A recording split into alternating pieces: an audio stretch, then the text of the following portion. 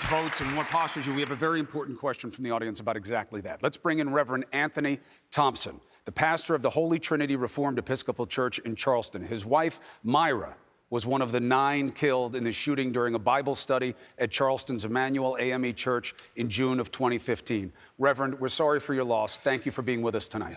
Good evening, Vice President Biden. You, along with President Barack Obama and Michelle Obama, came to Charleston when this tragedy occurred. You directly and personally came to encourage us. So thank you very much.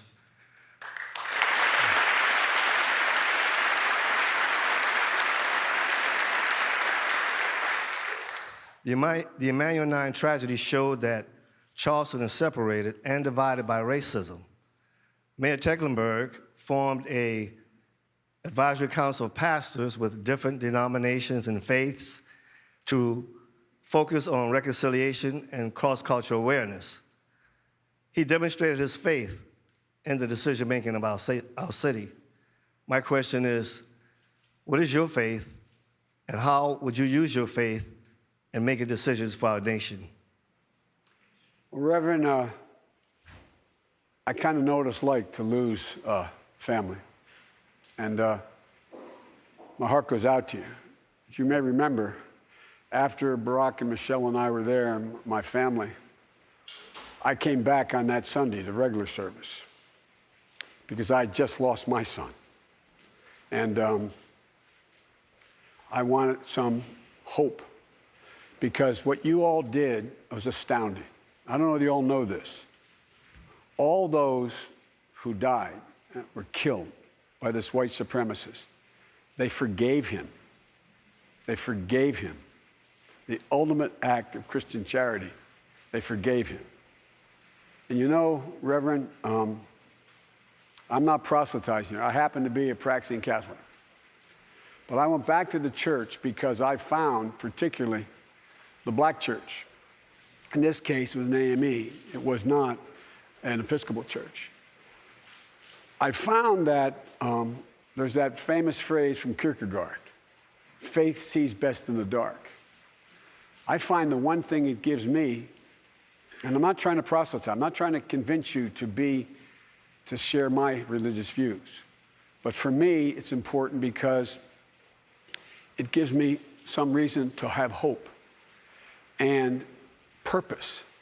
I've learned the only way, I don't know how you've dealt with it, Reverend, but the way I've been able to deal with when my wife was killed and my daughter were killed and then my son died, I've only been able to deal with it by realizing they're part of my being.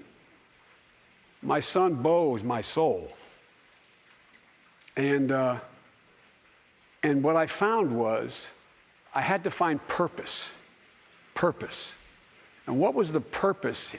Every day I get up, and I'm sorry to go on, I apologize, but every day I get up, I literally, and not a joke, Reverend, and I think you know this about my boy,